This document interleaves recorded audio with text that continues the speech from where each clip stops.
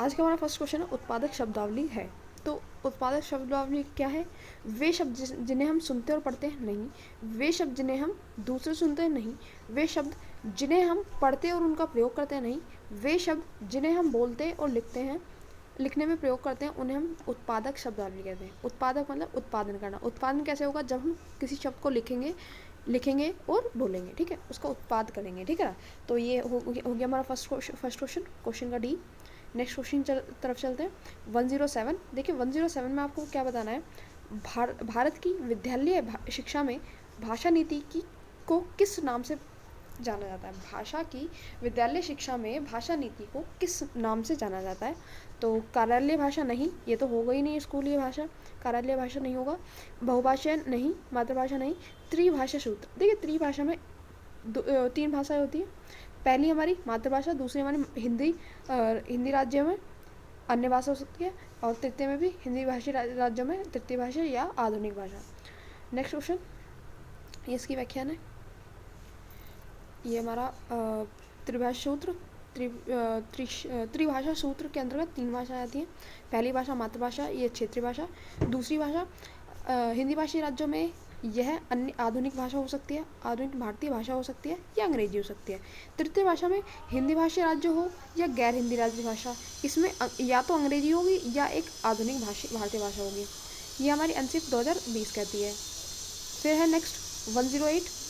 Pattern को समझने के लिए अभ्यास एक पद्धति है जिसे क्या कहते हैं? संप्रेक्षणीय भाषा शिक्षण कहते हैं नहीं, श्रव्य भाषा कहते हैं, श्रव्य भाषावाद कहते हैं, ठीक है। पैटर्न को समझने के लिए भाषा एक पद्धति है, पैटर्न को समझने के लिए भाषा एक अभ्यास एक पद्धति है, पैटर्न को समझने के लिए अभ्यास एक पद्धति है जिसे हम श्रव्य भाषावाद कहते हैं, जिसे हम श्रव्य भाषावाद कहते हैं। नेक्स्ट 108। 109।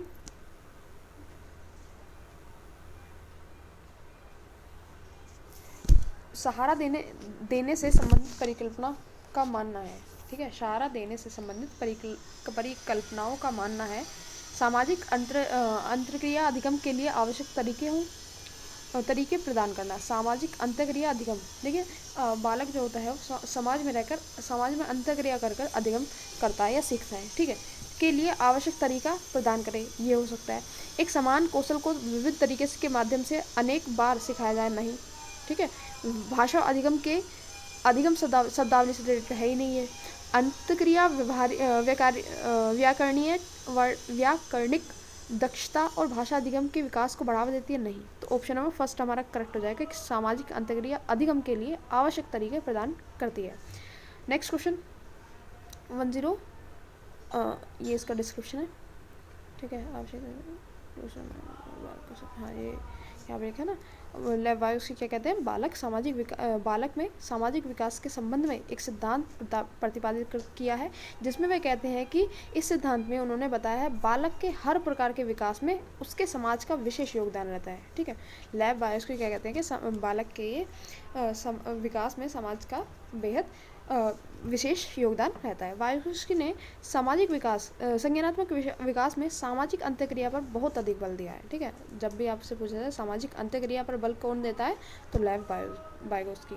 नेक्स्ट 110।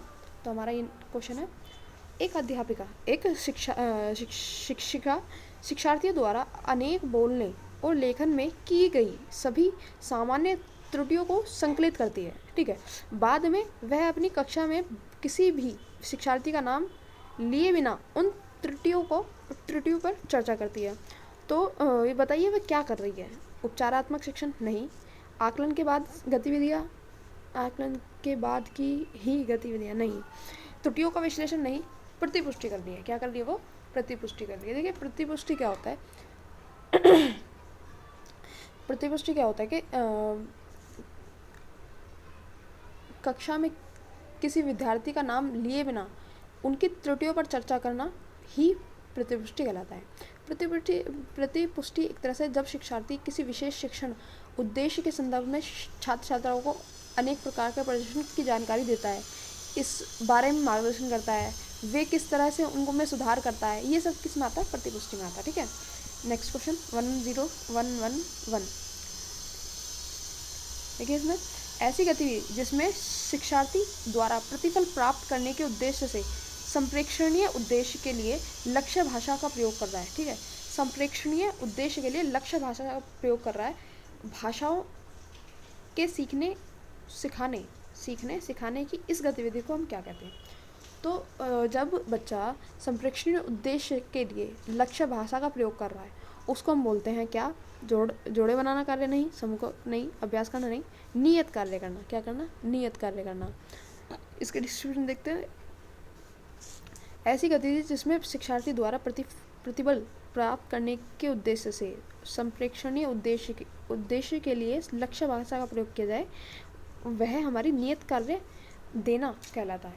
ठीक है, इस गतिविधि को हम क्या बोलते हैं? नियत कार्य देना। नेक्स्ट 112 में आपको बताना है,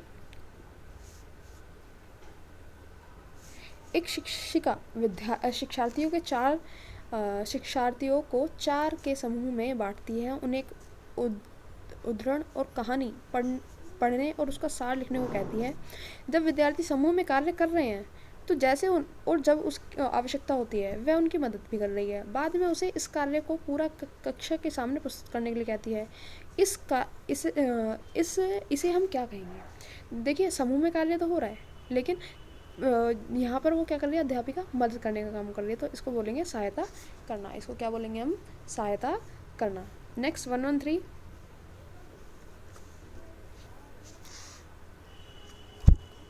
में आपको बताना है अर्थ के लिए अनुमान करना। तो अर्थ के लिए अनुमान करना क्या होता है? तथ्यों और तर्कों पर आधारित अर्थ निकालना नहीं, क्या अंतर्निहित है तथा क्या समझा गया इसे समझना। ठीक है, ये ऑप्शन करेक्ट हो जाएगा। क्या अंतर्निहित है तथा क्या समझा गया इसे समझना अर्थ के लिए अनुमान लगाना होता है। ठीक है, समझना अर्थ के लिए अनुमान लगाना कहलाता है। नेक्स्ट क्वेश्चन 114, निम्नलिखित में से किसकी शिक्षार्थियों में पठन के विकास के लक्ष्य के रूप में वकालत नहीं करता? देखिए, विकास के लक्ष्य के रूप में वकालत नहीं करता। विषय सामग्री को पढ़ते समय अनुमान लगाना नहीं। विषय सामग्री के अपने पूर्व ज्ञान से जोड़ना नहीं। विषय सामग्री को सिर्फ पहचानना, ये वाला गलत है। ठीक है, और बाकी ये दोनों ऑप्शन ठीक है। लास्ट पढ़ लेते हैं, भाषिक सामग्री और शब्दों के अर्थ गढ़ना, ये भी बिल्कुल बेस्ट ऑप्शन है। तो हमारा गलत ऑप्शन हमें बताना ना, ये हमारा सही ऑप्शन है लेकिन ये गलत ऑप्शन है। ठीक है, गलत स्टेटमेंट देता है। नेक्स्ट क्वेश्चन 115 में आपको बताना है, मीना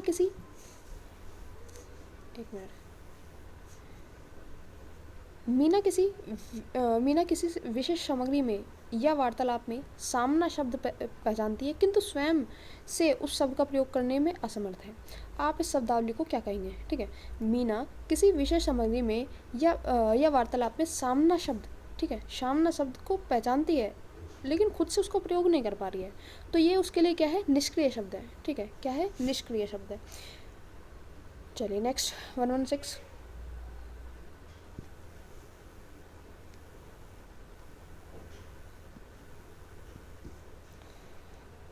में आपको बताना है, एक शिक्षिका प्रतिदिन निम्नलिखित गतिविधियाँ आयोजित करती है। क्या गतिविधि है?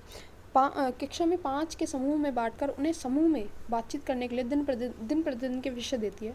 बाद में प्रत्येक समूह से एक विद्यार्थी को खड़ा करती है और उनको पूरी कक्षा के सामने एक समूह के रूप में बातचीत करने के लिए कहती है। तो वह किसे बढ़ावा देना चाह रही है? आधारभूत अंतः व्यक्तिक संप्रेक्षण कौशल को। ये हमारा ऑप्शन है, ये आपको जहाँ भी दिखे ये बेस्ट ऑप्शन रहता है। ठीक है, तो ये क्या कहता है? देखिए, इसको डिस्क्राइब कर लेते हैं।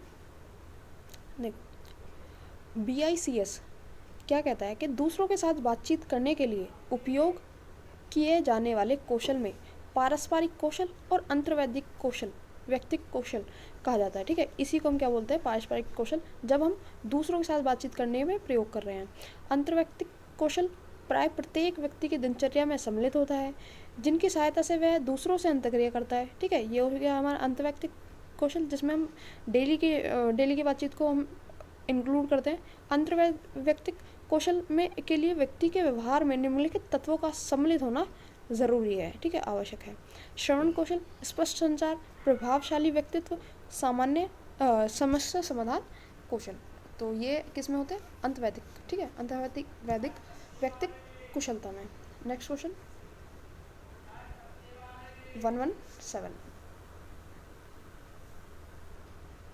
117 में आपको बताना है शिक्षण अधिगम प्रक्रिया के दौरान विद्यार्थी को प्रगति की मॉनिटरिंग तथा सुधार के लिए तैयार किए गए आकलन क्या होंगे? ठीक है, शिक्षार्थी का आकलन नहीं, अधिगम का आकलन होगा। क्या होगा? अधिगम के लिए आकलन।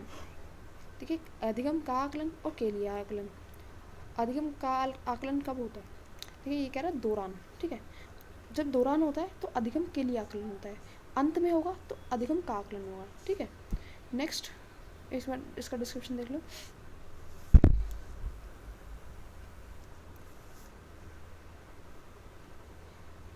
अधिगम के लिए आकलन। अधिगम के लिए आकलन या मूल्यांकन पद आकलन कार्य के उस रूप के लिए प्रयुक्त होता है जब एक व्यक्ति या अधिगमकर्ता पहले से उपस्थित अधिगम क्षमता को जानने और एक निश्चित करने के लिए किया जाता है। किसी दिए गए कार्य को अधिगम करने के लिए उसकी क्षमता या योग्यता है। इस प्रकार की जानकारी को हम अधिगम, ये बेकार है, बस ये देख लो। अधिगम के लिए आकलन कब होता है? जब हम अधिगम कर रहे हैं उसके बीच आकलन करना, उसके साथ आकलन करना। और अधिगम का आकलन करना जब आप सिखा चुके हैं कुछ चीज़, उसके बाद सिखाने के बाद उसका आकलन करना। ठीक है, अधिगम का आकलन होता है। ठीक है, यहाँ पर ये सभी है। उसके बाद 118 क्वेश्चन, राष्ट्रीय शिक्षा नीति 2020 शास्त्रीय भाषा के अध्ययन को हम क्या बोलते हैं? त्रिभाषा सूत्र में एक भाषा कहते हैं। ठीक है, एनसीएफ 2020 का कहती है कि हमारी जो भाषा है वो त्रिभाषा सूत्र रहेगा। Next question 119।